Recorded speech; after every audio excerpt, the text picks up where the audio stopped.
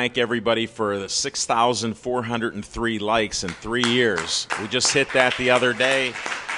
So I'm proud of that. People are watching our shows. We got over 400 shows.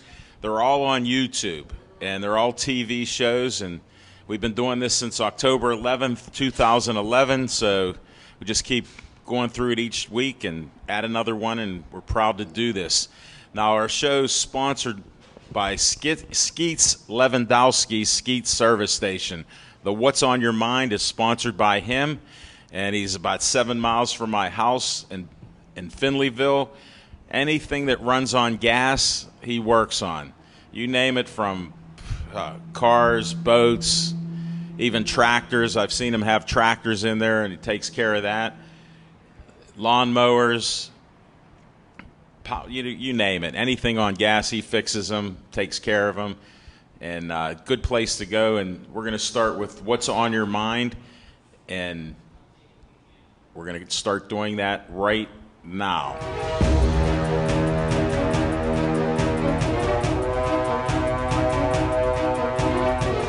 Smoking Jim Frazier, what's on your mind? Thanks, Al Levine, the talking machine. And if you want the green, you got to see Levine. Hey, I want to thank everybody for coming out. If you haven't done so already, do yourself a favor, grab a menu, because the only burger I like better than a Roethlisberger is the Talking Machine Big Mouth Burger. I only work 3 days a year, so tomorrow, if you happen to be on your lunch break, from 1 o'clock to 2 o'clock, I'll be on KDKA Radio 1020, so tune in. You know, if there's a Mount Rushmore for college football teams, Pitt would be on it. You know, Pitt had some of the greatest teams of all time. Pitt has won 9 national championships. The 1976 Pitt team was the greatest team of all time. Pitt had some of the greatest football players in college football history. You know, Dan Marino, greatest quarterback of all time. Tony Dorsett, greatest tailback of all time. Larry Fitzgerald, wide receiver. Iron Mike Ditka, tight end. Bill Fralick, offensive line. Aaron Donald, defensive line. Hugh Green, linebacker. Tommy Flynn, safety. And Darrelle Revis, greatest cornerback of all time. James Conner's the only star running back in Pittsburgh that don't smoke weed. James Conner beats the odds each and every day of the week. James Conner is great on the field. James Conner is great off the field. James Conner beats cancer every day of the week. And Pitt will beat Penn State every day of the week. Thanks, Smoking Jim. I appreciate it. He mentioned him. He mentioned him. That's Jimmy Mad Dog Savetic, happens to be in the audience here. Little shout out to him. With all he does for the kids, does a lot for the kids in boxing, has done it forever, and just a great guy. What's on my mind is the Pirates playing their way out of the playoffs. Smoking Jim stopped mentioning that he predicts them going to the World Series. I don't know what happened. He does listen to him, even though he's an NFL scout. He does listen to him on the radio. At least he's told us that. So we just have to watch some of his predictions here. But he was entertaining today, covering those 9 championships and all those football players in the NFL. So it was good. But the Buccos are disappointing. People are getting hurt. People can't pitch. They're giving up dozens of runs, 10, 12 runs a game. It's crazy. We just keep losing. We're playing our way out of the playoffs. So it's sad. They still have a team that could do it, but you have to do something special. You got to get those W's. So that's what's on my mind. I know I watch baseball. I'm a baseball fan. Just disappointed right now with their results. So we're going to move on and go to our guests right now.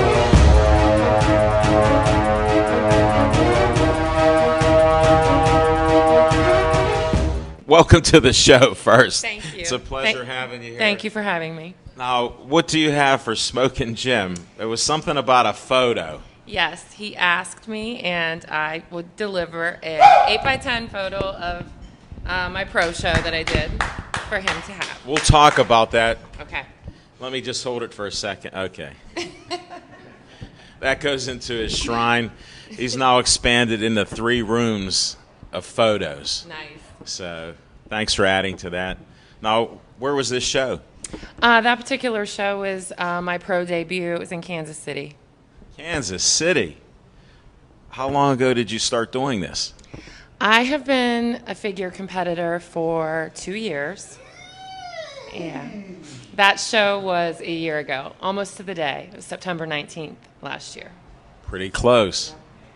How did you meet Smokin' Jim Frazier? On Facebook. Ah, jeez. I have a pretty big following on Facebook with my fitness business, and so I'm always posting fitness stuff on there. And With pretty women? Yes. Okay. People I train, everybody, other figure competitors, and he's friended all of them. Yes, he just happened to stop by. Yeah. He's not a stalker, but No. he's sort of close. Yes, not by any means. Well, I'm glad he got you to come to the show. Thank you. And how many days a week do you work out? It varies. If I'm getting ready for a competition, it's 6 to 7 days a week. Okay. Right now, I'm in my off season, and I'm trying to build muscle. So I'm in the gym about 4 to 5 days. Wow. How much time do you spend there? Usually about an hour to an hour and a half at the most. That's pretty good. Not too bad, Yeah, that's not bad. And what got you interested in this sport? And what do you compete as? That's what I need to know, because he didn't fill me in on any details. Just said Jeanette's a great guest. She'll be there. My division in bodybuilding, but bodybuilding has expanded a lot over the last 10 to 15 years. When we think of bodybuilding, we think of Arnold Schwarzenegger and the completely ripped, vascular, huge men. But it has evolved a lot over the last 10 to 15 years, and there's a lot more women involved with it now. We've had a bunch on our show. Yes, with the different divisions. I do the figure division, so we are required. And what does that entail? We're required to have muscularity, but still look feminine. And it's, I can build. Give us one pose. Do you got a pose you could do? I can. All right. So this is one of our poses. So we try to look pretty but muscular at the same time. And then we try to do our back pose. Jeff's getting all of that. Yeah, so Smokin' Jim hurt his neck. when I tell my Thank you for doing that, Yeah, by the sure, way. no problem. When I tell my competition clients, my figure girls, I say you need to look like the Statue of Liberty out there. You don't. It's not like a bikini contest, but you're not a male bodybuilder, so look statuesque and regal. That's a great analogy. Yeah. I like it. And do you have any champs out of your fitness center? Yes, I've coached quite a few competitors over the last couple years, and we've gotten some first place trophies, some seconds, some thirds. Congrats. Yes, yeah, it's been a lot of fun. I love coaching competitors, and I also love just teaching fitness. I've been doing that for 10 years. Oh, really? Nice. And where are you located at? I train out of the Exercise Warehouse in Bloomfield. Okay. Yes, the best gym in Pittsburgh. Well, that's one of our friends, Marco, there. Yes. One of the best. The best. Definitely. I saw him Saturday night at the fights, so. Yeah, he's great. He is. It's a great gym. I've been there, and it's old school. Very. I love it. I love training people there. I love working out there. It has those mirrors around there. Yeah, and every picture, it's like a museum in there of bodybuilding. I mean, we're talking 30, 40, 50 right. years. He has a lot of the people in Pittsburgh that have gone there and competed and won. Yes. Just fantastic, an amazing facility. Mm-hmm.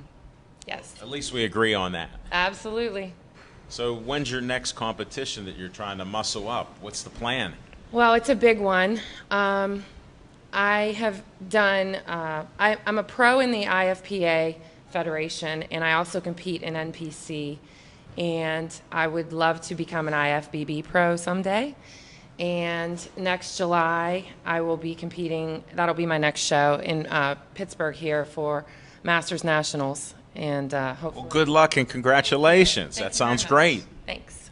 I'm looking forward to it. So, trying to put on a little bit of size before I start the cut, probably next April. I'll start to really. Sure, we're familiar with people that have to do that. Yes, it's a lot of fun. It's part of the process there. It is. Definitely. It's the hardest part. You got to get ready. Yeah, I enjoy lifting heavy in the gym now, and eating, lifting heavy, and being able to put on muscle. And then the hard part, the challenging part, is the diet. Of course, that's the hardest part of bodybuilding. Most people think you got to spend hours in the gym, but it's really hours in the kitchen preparing. It's what you eat, and how many pounds of chicken you prepare. Absolutely, yes. So you eat clean? Yes, when I'm getting ready to compete, I am very strict. Obviously, I have to be. And I can vary my foods a little bit as long as I stay in calorie deficit and I meet all my macros, my protein, my carbs, and my fat grams. So as long as I can hit those, I can vary my meals a little bit. I don't have to be super strict until about 2 weeks out from the show. So you can have a talking machine Big Mouth burger sandwich. That would be probably 2 or 3 days worth of my macros. Just had to throw that out. Yeah. So I had my 2 cents with that. I don't make anything on it, but they named it burger after me here. And look at Smoking Jim. I see. He's enjoying it. He's handling it. I like that. Definitely. Would you like to give out a number to your gym where you work out for clients, or? It's the website is builtinbloomfield.com, and I train there.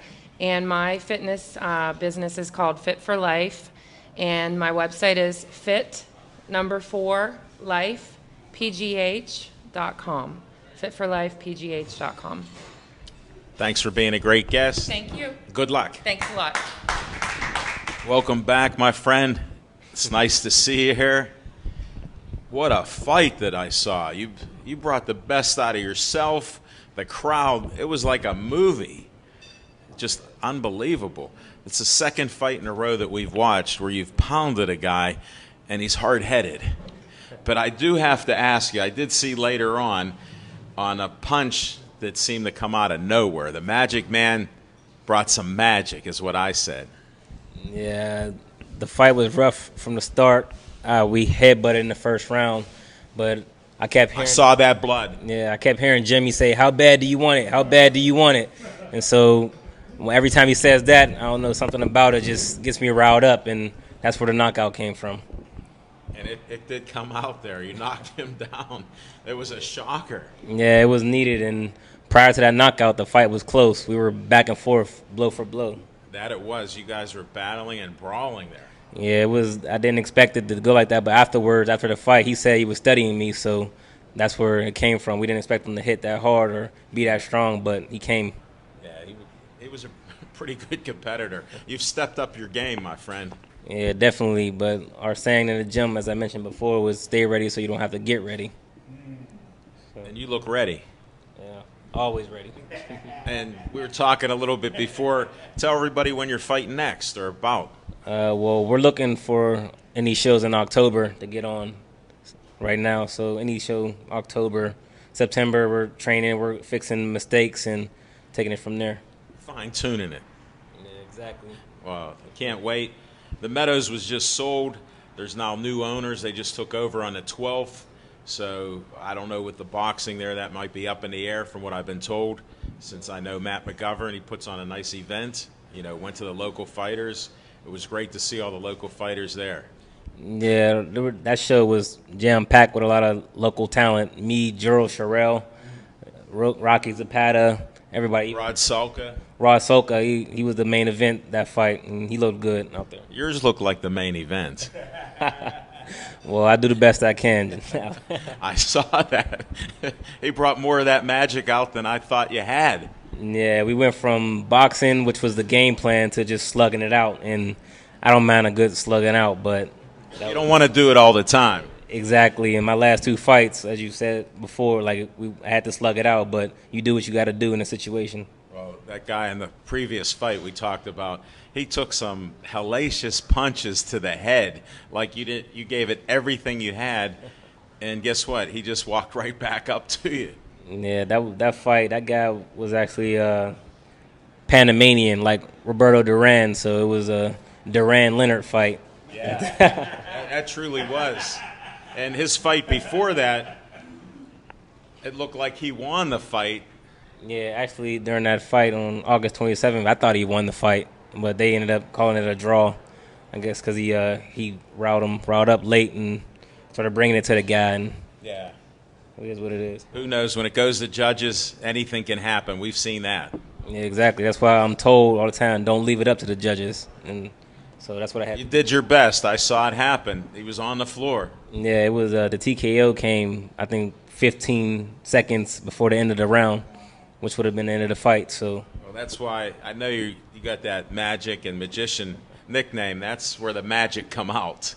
Yeah, definitely. I feel as though that I perform better under pressure. So whenever there's that urgency, then that's who I really am. You stepped up is what I see. When I see it, you stepped up, went above and beyond. Yeah, I mean, after a while, you can't just keep fighting guys who are mediocre. You have to take that next step on the ladder. So I look forward to my next fight. So do we. Yeah. We can't wait. Anything else you got to say? What else is going on? we got to bring the Jimmy Savetic up. Yeah, my mentor and trainer, Jimmy Savetic. I call him a tour mentor. What's unique about him? You got to realize we're grooming a champion here. Since he's a little boy, 15 years old, he's going to be the people's champion. That's very important. He's in the United States Navy. He was gone for a year of his training because he was down there, extensive training while he was in the United States Navy. He goes to college. He came in one day. I was mad at him because he didn't make the honor roll. He made high honor. When he was a little boy, he was always kind of in trouble. Okay, and we're not talking about that. No, we're not. All these kids have little issues here. Yeah, we work through it. Right, we actually a little bump in the road. Right. But I'll and tell you you pass those bumps. And I'll tell you what we have right now. Tonight he was at the gym, and he's so modest, he won't tell you. He was working with a little kid named Ian, who's 10 years old. He was teaching this kid who's actually being bullied, and they call this other kid Leprechaun. So Monte took this kid under his wing and was working with him for about an hour tonight. And this is I guess been about 6-7 weeks now you've been working with him. So there's more to just boxing. And when he got in that night, and he's going against Morton, we didn't plan for a fight like that. That guy, he made us fight like that. And so Monte got up there, and what happened that night was Monte he took away the play. He came inside with Monte, and Monte rose to it. Well, how bad do you want it? And you mentioned the other day, what's wrong with the Pirates? They don't want it bad enough. They lost the spirit. They got the talent, but how bad do you want? How bad do you want anything? And that makes the difference between bodybuilding. And he's supporting the Pirates. I appreciate and respect that. Wow, I think so too. I think they have the team that can do it. I just think, how bad do you want anything? And when are you going to go down and inspire them? Wouldn't it be wonderful if we could? Someday he's going to go out and throw a pitch. Some days because you guys were with him when he was a kid, Golden Glove. Yeah. You're part of our team. I really do appreciate what you've done, Smoke and Al. Thank you. And I'll tell you what, I'm really proud of him. And he is going to be the people's champion. And if you look at it, there's great fighters. But can you name Mayweather's it? You can name a couple guys. Heavyweight, really? All of a sudden, he's going to bring this. It's more than being. You can either be a villain like Tyson, okay, or Duran, or you can be a great guy like Sugar Ray Leonard, the Golden Boy De La Hoya, or like the Magician. When he marches into that ring, we carry American flags. Okay, that's who we are. That's how we roll. And guess what? It comes down to how bad you want it, boys. Hey, listen, we found out. Thank you. Let him tell some more about him now. Get here. Victor, from the moment I met the guy, he's been all about the kids, all about helping me out, basically trying to position me into a favorable position for myself and my kids as well. Yeah. He's assisted me, gave me a job after I came back from the Navy, and ever since then we just been hit it up. He's just a very good man, definitely. He's a man of his word, and he keeps it. Everything he says he'll do. And prior to picking Victor to be my manager, I just seen how people gravitate towards him, just as an individual. I know what you mean. So that being said, if everyone around you loves you, I'm saying that speaks volumes about your character. So, great point. Great infomercial for, what is that, Watson Chevrolet? Correct, Watson Chevrolet. How do I know this stuff? We got that covered. Yeah, definitely. We covered it, Victor, even though you didn't make it. Hey, thank you very much. Good luck in all you do. As always, it's a pleasure to be on your show. Joe, welcome to the show. It's a pleasure. Tell them who you are and what you do. Well, Al, I've been a football scout and a basketball scout, and I no longer scout basketball players, but for a long time, evaluation, recruiting, I'm involved in that. And then I ran a basketball and a football camp simultaneously for 40 years. I've been doing this for 40 years, and nationwide for basketball and football, Pennsylvania. I cover Pennsylvania. We had a lot of good players from this region. I enjoyed doing it. It's been a great opportunity for me for all these years. Well, thanks for reaching out to me, and it was special when you said you knew my dad. Well, I knew your father. Your father, Saul, was an outstanding referee. Actually, in my younger days, I refereed. I had the pleasure of refereeing with him. He was terrific. And then when I coached basketball, he refereed some of my games, did a great job. So He wasn't a homer. He bragged about not being a homer. No, he wasn't a homer. He was very fair. Did you hire him more than once? I love to have him around. I wish I had him every game. He was terrific. Yeah, thank you. Thank you for that. You're welcome. Now, you said you wanted to talk about high school football. Let's go. Well, I'll be glad to talk any way you can. If you have any particular questions, I'll be glad. But this region here has been good to me. Western Pennsylvania has been a great football area for a long time. It really, back in the 60s and 70s, it was one of the most prolific football areas in the country. Out of the 23 quarterbacks in the Hall of Fame, 6 of them are from this region, which is fantastic. It is. It truly is. It really is. It's the water. Yeah. I'm kidding. They always. I think it's the when the economy was booming and the mills were great, and people were working, and there was a lot of hard-working people here, and the coaching was outstanding, and the players fit into that system and were very productive. They're disciplined here, and the football is great. And the players are leaving this region. They're leaving the high schools here, and they're going on to college, and they're productive, and many of them are going on to the NFL and playing football. So it's a great area for football. I cover the whole state. Philadelphia's getting the same way. Yeah. It's getting really good over in that region. Very good. I appreciate it. I lived through it. Graduated in '74, so saw a lot of great high school games. Now, where'd you go to high school? Keystone Oaks. You're a KO guy. And KO has a really good football program. They dropped off a little bit. Their enrollment's been down because there's nowhere to build over in that, Green Tree. Well, here, the strange thing about it, the high school is in Mount Lebanon. Exactly. There's 3 high schools in Mount Lebanon, which a lot of people don't know. You have Mount Lebanon High School. You have Keystone Oaks, which was built on a tract of land that is in Mount Lebanon. And then you have Seton LaSalle, which was South Hills Catholic. It's built on the border of Brookline. Right across the street. Right across the street. So there's 3 high schools in Mount Lebanon. Not many people know that, but now. They do now. They do now, right. Or they got revived on that. Right. And Mount Lebanon sold that land to Keystone Oaks, or whatever it was called prior to Keystone Oaks, sold that piece of land, which I'm sure right now, due to the astronomical rise of soccer and lacrosse, they probably would love to have that land back to, in an unselfish way, to build all kind of fields. It's too late. Too late now. The Keystone, that's a great. That was vacant land. The friends of mine in Dormont would hunt animals there. We used to walk when I came home from high school. Would walk. Where'd you go? South Hills Catholic back then. So we'd walk through there. There was a nice stream running through there. All kind of wildlife in that area. Amazing. Yeah, really, truly amazing. And nobody even knew it was part of Mount Lebanon. Yeah, they snuck it in there. They slid it in nice. But now let's talk about high school. Do you watch, or are you scouting any of this now, or what's going on? Here's how it evolved, Alan. Back when I first started 40 years ago, it was very difficult to get film. It was in the film. Sure. The film was in a canister. Remember the old canisters? It was reel to reel. I do remember. Yeah, you had to have a projector back then, and it was How really. about the film would come off the projector and it'd go around? How many times did you have to stop it and say, "Put that back on," or get some tape?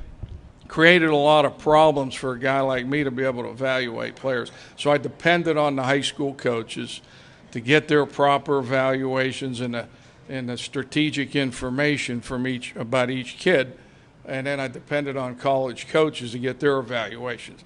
And then as the game evolved, you had to go to games. There's only so many games you could go to. Yeah. I'd go Physically, it's impossible to go to more than one. For example, I'd go to Jim's old high school, Gateway. Yeah, leave Gateway High School at halftime and hurry up and drive to Penn Hills and try and get there for the second half so I could see enough players. But with only 10 weeks of a season, you can only see so many people. So we really relied on the coach's information and the college football coach's information. And you must have built a lot of great relationships. What's the name of your business again? Metro Index, Joe Butler's Metro Index. You can't burn any bridges. You got to be real optimistic. You got to be very positive, and you got to try and work in conjunction with the high school coaches and the parents and the kids. But I got to be realistic in my evaluations because the colleges pay me, and I don't want to make any mistakes. Makes sense. If you overrate and over-evaluate, they'll say, "Hey, this guy doesn't know what he's doing. We don't want to buy his information." Well, your reputation being in business that long means everything. Correct. You got to be very diligent when you're evaluating a player. Make sure they get into the right level. So as the game evolved into the 80s, it was still. I ran a camp at Mount Lebanon. Did you? Yeah, I ran a football camp at Mount Lebanon High School. Then had left there and had to expand and go to Duquesne University. They had 2 fields. And then when they built UPMC on the south side, okay, I was very fortunate to know Kevin Colbert. He was a so-called general manager, director of football ops for the Steelers. He talked to people in there to let me utilize that field. So my camp exploded. Yeah, I got lucky. The camp exploded after that. Hey, relationships. Hey, that's the secret. A lot of people don't notice, but Kevin Colbert was a basketball coach at Robert Morris. Really? And worked at my basketball camp. That's how I know him. And he started in basketball, but knew the right people from North Catholic, knew he was a two-sport guy, and then he evolved. Look what he became. Correct. Right. Yeah, he did a great job and evolved, but he was a two-sport. Well, Donahue was a basketball coach because my dad told me he refereed for him when he was at Seton LaSalle or something, or South Hills Catholic. Tom Donahue is a close friend of mine. He coached basketball. I was assuming as much. West Allegheny, and he was at South Park coaching football. I coached with him at Seton. The turnover year from South Hills Catholic to Seton LaSalle, coached with him for 3 years. And then he was working for Blesto, and then the Steelers hired him like in the early 80s. So he's had a terrific meteoric rise in his career. Yeah, definitely. Yeah, he did well. Well, he's been a good man, and he very understands the game and is a great evaluator of talent. And right now he's still working for the Philadelphia Eagles. He lives around the South Hills of Pittsburgh and has a job for the Eagles, but lives around here. And he's been in football for a long time. So, and he's even longer than you. Longer, yeah, longer, a few years longer, man. Okay. I don't want to tell you how many. All right, I was probing there. Yeah, that's all right. But that, then in the 80s it evolved, and then in the 90s, they started getting these DVD discs. Yeah. For the film. Amazing. Amazing. So you could copy a film. Look what these do. It's like having a computer with you. Yeah. You're right. You could copy film off a TV and watch it. And I used to sit around and copy DVD discs and send out gigantic boxes of Hold on, I'm gonna ask Millie, is this what he was doing? That's amazing. And then you loved it. Yeah, big boxes of tapes to University of Minnesota, Purdue, all these different schools. So sure. And then they got it down to a DVD disc, and now the computer technology is taken over, and now you can go right on the internet. And they just post it there. Sure. I can show you a film of a young man that you want to look at right now, right on my phone. Send it to Smoking Jim. I need his email address. I'll take care of that. He's got like 150,000 emails. He doesn't delete anything. No. So he's out of control there. He got one of those where my voicemail box is full. Do you have one of those? He has that. He's beyond it. Technology's sort of in the dust on it. He knows how to use it. Well, I saw his list of the top high school players. So his nifty 50. Was that what it was? Yeah. That's what he's calling it. He changes stuff up all the time. He did a good job. He did a good job with that. Well, he watches film, a lot of games. That's good. You got to watch every week. Watch these guys. You got to make sure your evaluations are true, because when these college football coaches come into town, their time is at a premium, and they cannot afford to can't waste it. They cannot afford to make mistakes. Right. So they want to boom, boom, boom, make sure they're not wasting time traveling, because traveling around Western Pennsylvania is not easy. You know that. But all the hills. Hold it. Just the rivers. How many people even like to cross 2 rivers? You're an exception. He's an exception. You guys are amazing because you do that. Coaches call me just for directions. Say, hey, Joe, how do you get from here to here? Well, I'm fortunate enough over all my years that you know. I know every if you can find Deer Lakes High School, you can find any high school. If you can find Vela's not too bad, but if you can find these high schools, you know how to get around this area. My dad would referee games in Turkey Foot, PA. Yeah, Turkey Foot High School is right down on the Maryland border in Somerset County. I've been there. I know where it is. I knew I wouldn't stump you, but I had to toss that out there. He'd take me as a 9, 10-year-old, 11-year-old kid in the car. Where are we going? Are we there yet? We were traveling an hour and a half. Oh, you go to the games? Yeah, I went to his games. Berlin, you ever been to Berlin Brothers Valley High School, where they make the pretzels in that little town of Berlin, and they tap the trees? No, I missed that. Oh, that's in Somerset County, too. They tap the trees for syrup. Wow. Yeah. So I missed it. He wouldn't stop. I needed to stop to see it. He wouldn't stop. I've been all over the place. This is a great area, but if you don't know your way around with all the construction and the detours, you can get lost. Oh, I believe very easily. So these coaches will call me for directions all the time. And you send them to the right place. Even with GPS, I still need directions. You're probably better than that, because GPS in some of the wilderness isn't very good. No, you're right. Just ask Smoking Jim and I when we were going to Cal U. He graduated from Cal U. We had to stop. There was a guy at his house had a shotgun, and a lady was sweeping off the porch. He made me go out and ask for directions. With a shotgun. Yeah. Hey, I got to tell you this little story. You'll notice Coach's name. I'm down at running a basketball. You think California's bad? Try West Liberty, West Virginia. Wow. You ever hear I'd rather that? not. I've heard of it. Now, if you live in Bridgeville, it's only 50 minutes from 50? Bridgeville. 50 from Bridgeville. People don't know that. You go through Avella and out. You keep hitting that Avella there. Yeah, I know. Well, nice little. I know people that owned horses that live in Avella from the Meadows. So you go through there, you go through Bethany and up over the hill. Well, I'll make this real brief. I ran a basketball camp there back a while ago. Jim Calhoun, who was the head coach at University of Connecticut before he was there, was at Northeastern in Boston.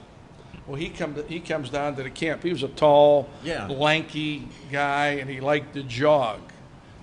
So he gets out and jogs, and those roads go.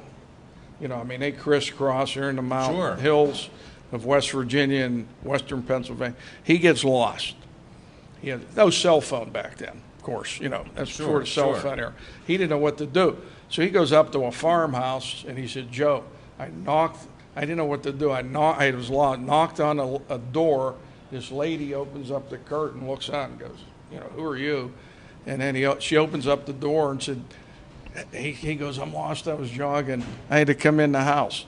Come in the house. Can I use your phone? So she said, hold on a minute. He said she pulled out a shotgun. There you go. Well, he got on the phone and called over to West Liberty and got a hold of me and said, Joe, I got a lady pointing a shotgun at me. Can you do me a favor? Send somebody over on this road to pick me up, please. I have no idea where I'm at. So now Jim Calhoun, that's amazing. What an experience that was. Great story. Thanks for sharing that. No problem. I appreciate it. I got a lot of stories. Smoking Jim wants to ask you something. Former Pittsburgh Steeler great Keith Willis went to Northeastern as well. You're right, and I knew Keith. Keith used to come by my football camp when he was coaching at University of Cincinnati. I know Keith. He coached at Boston College, coached at Cincinnati, and unfortunately Northeastern had dropped their football program, as did Boston University, which was right up there in that one area, one region. They have all the Harvard, Boston U, Boston College, Northeastern. They have a bunch of colleges right in that little region. But those two dropped their programs. Interesting. Yeah, I got a lot of interesting stories. Now, when are your camps? Well, the NCAA passed some rules back in 2007 that had an adverse effect on my football camp, and I couldn't have Division I coaches attend. And so, I decided to discontinue the camp because it wasn't fair to bring kids in and lead them on. So I didn't have a football camp, and I just evaluated. What a disappointment. Yeah, it was good for the guy. It was good for the football players. It was good for the high school coaches. It was like a unit, a group where I could bring all the kids in, try and get the better players, and then the college coaches during the May spring evaluation period, which was in May, could come in and see all these guys at UPMC or Duquesne at UPMC, sure, evaluate them properly, and with an opportunity to maybe go to the school in the next day or two and offer a scholarship to the young man. So it worked out great, but who knows what the rationale. Things end for certain rules, and they change stuff, and maybe somebody got a bug up their butt. Yeah, it could have been. I don't know what the factors are. I have different theories, but we don't want to hear them. I don't want to. But it's just not right. But you just move forward, full speed ahead. Try something else. Do you have a basketball camp or anything you run? Or I lost that because of rule changes. AAU. I'm not asking about any more camps anymore. I could be in Ripley's. Believe it or not, because I lost a third job because of a rule change, but they might put me. You got to be kidding! The guy in America lost 3 jobs, 3 positions because of rule changes. So, and you're still here going. Hey, full speed ahead. I'm like on a speedboat here, full throttle. That's all. Well, we got rivers for you. I don't think I want to go in these rivers yet. No, swimming in the river. I'll go in a boat in the river, not swimming. Yeah, that's it. No swimming there, guarantee. Yeah. You got another story you could share with me? I know you tell lots of stories. I got all kind of stories. Tell me a football story. Trying to what kind of football story? With some players or coaches or your experience? Well, let me tell you this story. A gateway story. I got some Gateway story. Gateway was good because Coach Pete Annamarino, when I first called him on the phone, he goes, "Who are you?" And I said, "Coach, I'm working in football. I'm just getting started." And he says, "Well, I want to meet you because I have no idea who you are, and I'd like." He's old school. He was an old throwback coach from back in the a great guy though. So I said, okay, I'm going to drive out to Gateway High School on the Gateway campus, and I'll come out and meet you and watch her practice, and and I come out, and he was old throwback. I mean, he was meat and potatoes, and Jim would know that. Well, yeah. What a great guy. What a phenomenal guy. And I got to tell you this other story real. Come on, give us. You got some time. This will be here. the last one. This will be the last I one. want one from you. Okay. Yeah. There was a guy from your community. I know where you're from, Bethel Park, from your community. There was an outstanding basketball player named Armand Gilliam. His best friend. Yeah. Okay. You didn't know that? I didn't know that. No, I don't know. His best friend. Okay. Armand, when I went out, Red Ryan was his coach. I went out to a game, and he was a junior, and I looked on the bench, and I see this gigantic guy sitting on the bench but not getting in the game. Yeah, it's crazy. So I called Coach Ryan up on the phone. I said, Brett, can I ask you a favor? Can I come out to a practice and watch that big guy that sits on your bench? Because you can hardly put him in. He said, well, Joe, he's a junior. He's raw. Every excuse in the book. He's not ready yet. And I said, okay, well, I went out and watched practice. This kid's pretty good. So he had a good senior year. He developed. So he went up to they had a basketball tournament in Sharon called the Sharon Hoyle tournament. And it was all kind of high school. They organized teams from different cities in western Pennsylvania, Philly, Buffalo, all over the place. They came to Sharon. So amazing. Armand played on a team, and I think a guy named John Gipko coached him. Remember John Gipko from Beachview? Yeah. And he did really well. He played great in that thing. But a guy from Independence Community College in Kansas recruited him. He went there for 1 year. I'll go quick. Okay. Went there for 1 year. So I got to know Armand. So he called me on the phone. He said, hey, Mr. Butler, I'm out here in sagebrush is blowing on the street. There's nobody here. Yeah. I'm here 1 year. I want out of here. So I said, why don't you do this, Armand? Why don't you come and work my basketball camp this summer, and I'll try and figure out a plan for you. So we, make it real brief. He comes and works at my basketball camp. He's playing with the kids. This guy's 6'9", 240, playing, looks really good. He says, I want out of here. So I went and met with his mom. And dad was a small guy, if you remember. And the mom was a real. I just met his mom 2 years ago. Yeah, very nice lady. Bigger woman. And I went over and met with him. She said, oh, Mr. Butler, can you help on? He wants out of there. So I started calling some people. I called Tim Gergrich, who was at UNLV. Lefty Drizel, who was at Maryland, and Judd Heathcote, I knew, he was at Michigan State. They said, we're interested. But there was one little catch.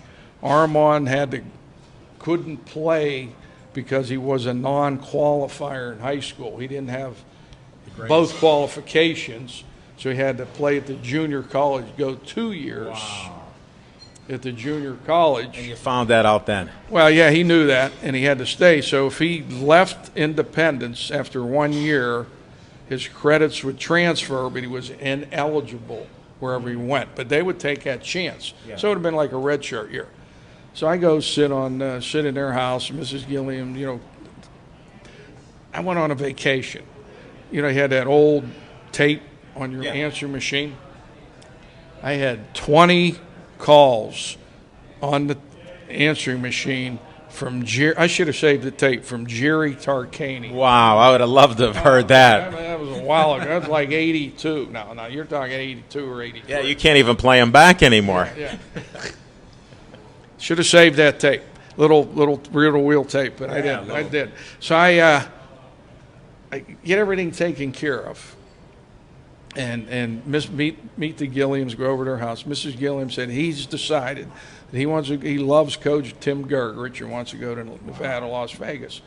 So as the story goes, Coach Tarkanian comes into town. He calls me and says, I'm coming into town. I'm coming. Did he have his towel? No. He said, I'm going to stay in my favorite hotel in Pittsburgh, the Green Tree Marriott. I said, okay, all right. No problem. He said, here's what I want you to do.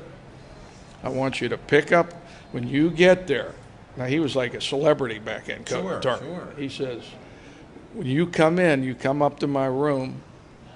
Here's how I want you to knock on the door twice, wait 30 seconds, and then knock one time. I'll know it's you guys. I'm thinking, That's crazy. is this like what is this? Why, just knock on the door. And here it is. He opens up the door, and it's Coach Tark the Shark, Jerry Tarkanian.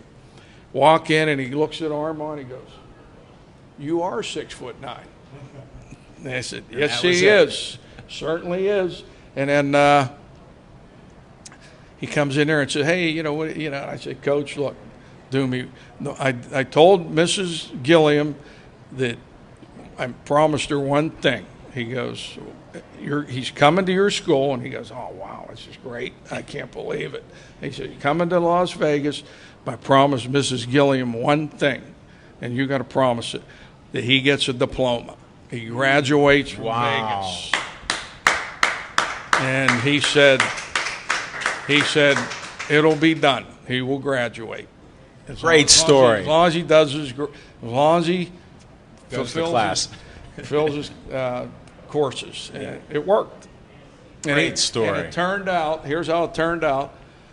3 years, he was there 1 year he didn't play, he was there 3 years.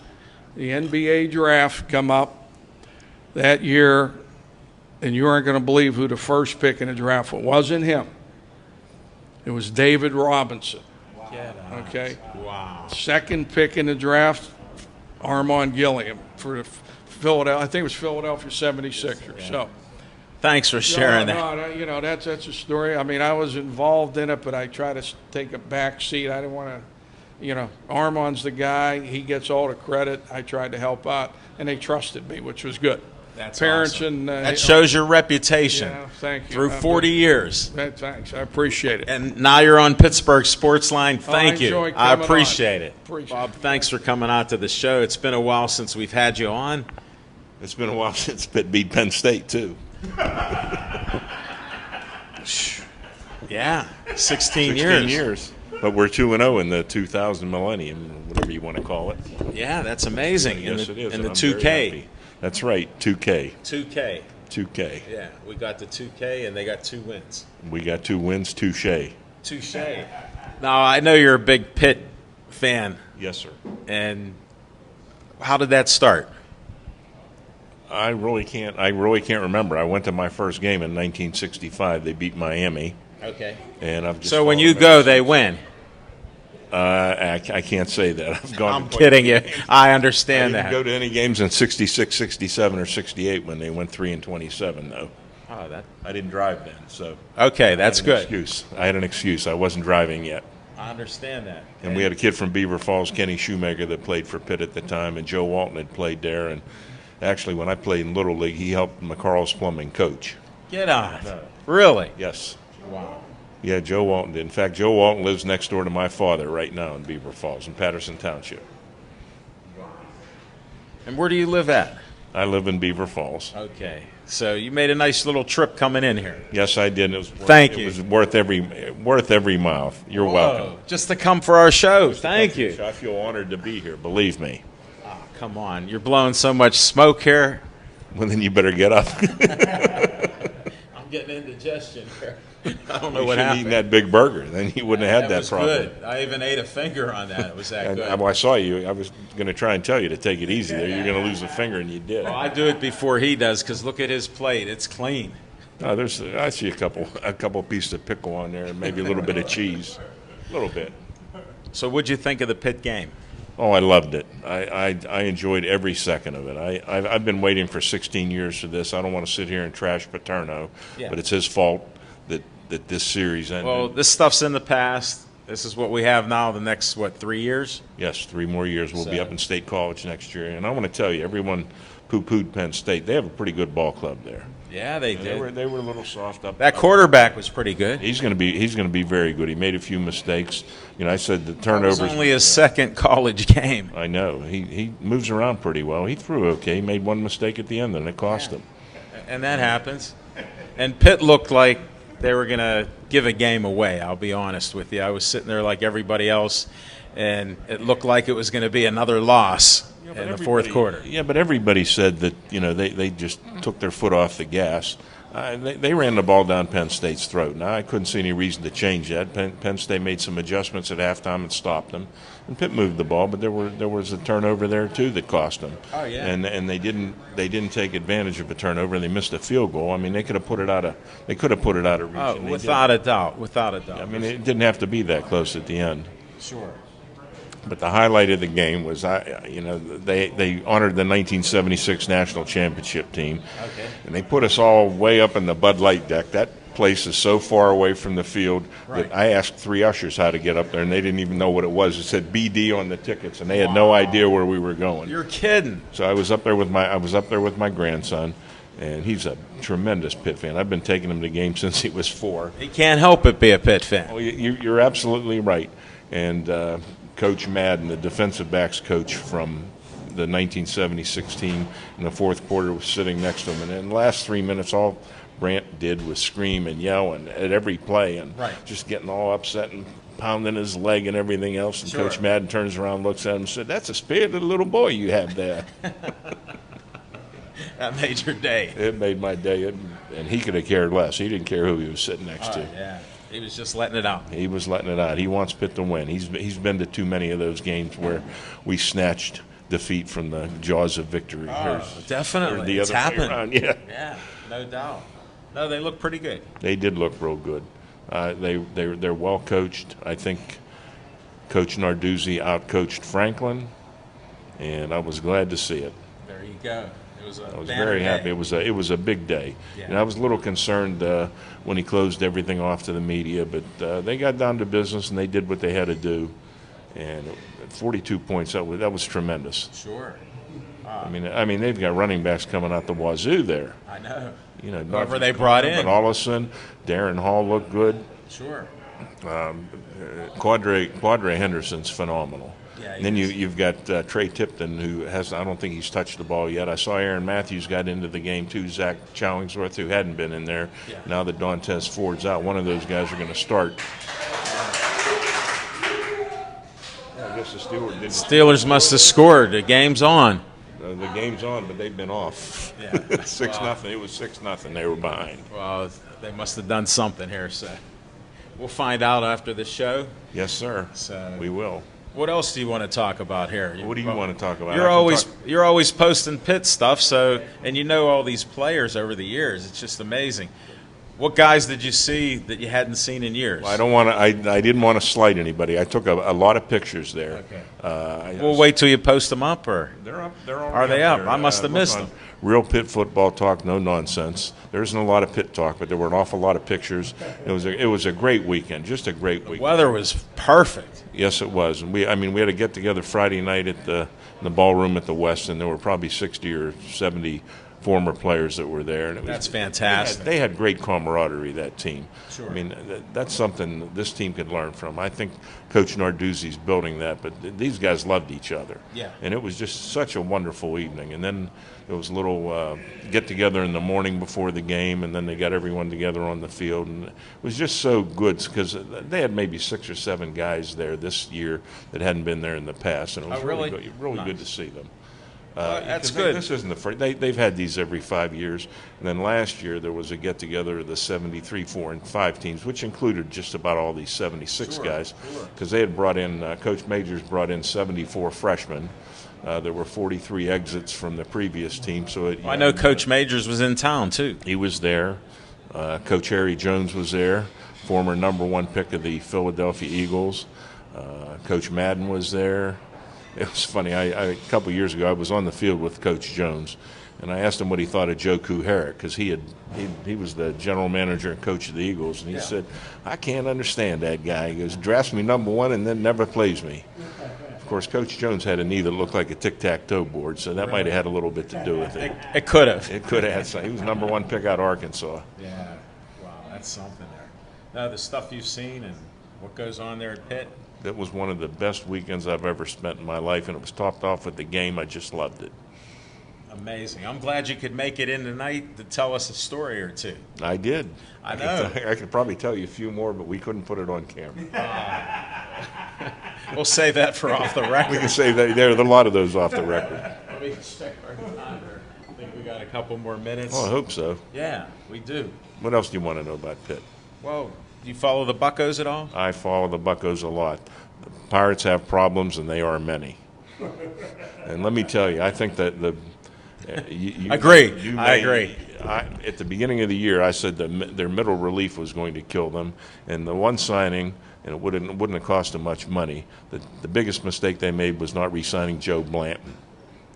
And I'll tell you why. Because last year and the year before, they had very few games where the starters didn't get into the seventh inning. Sure.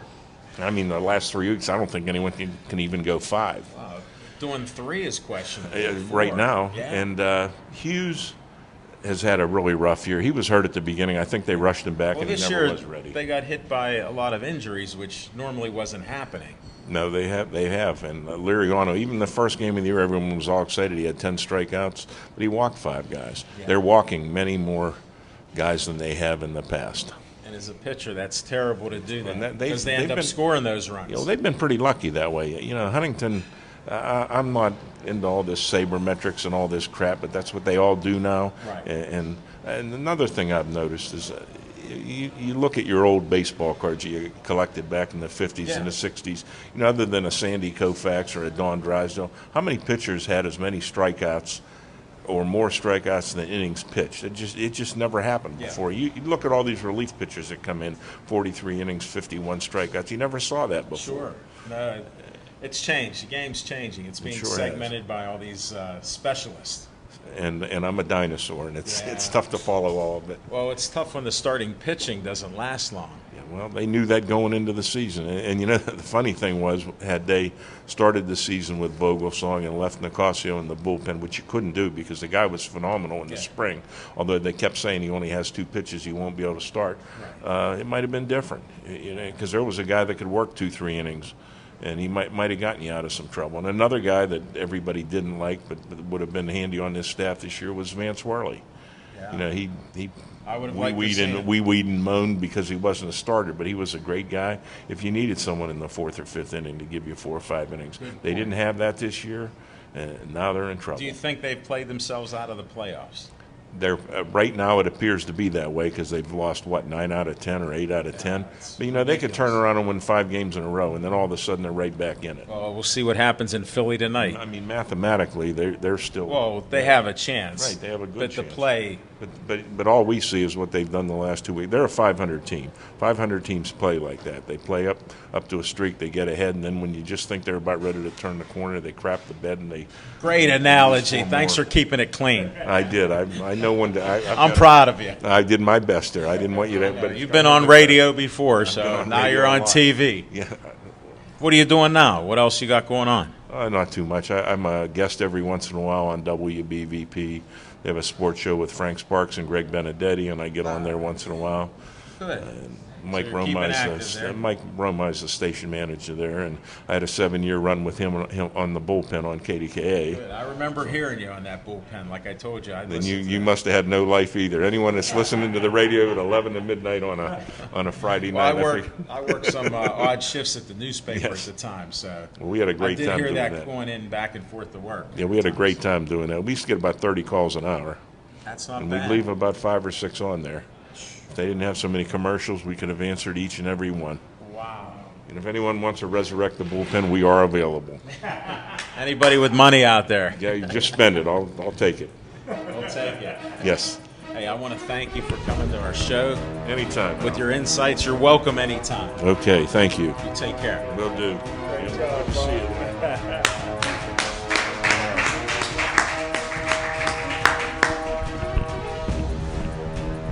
And thanks for watching Pittsburgh Sportsline tonight on BPTV. And I end the show with Stay Joey Strong.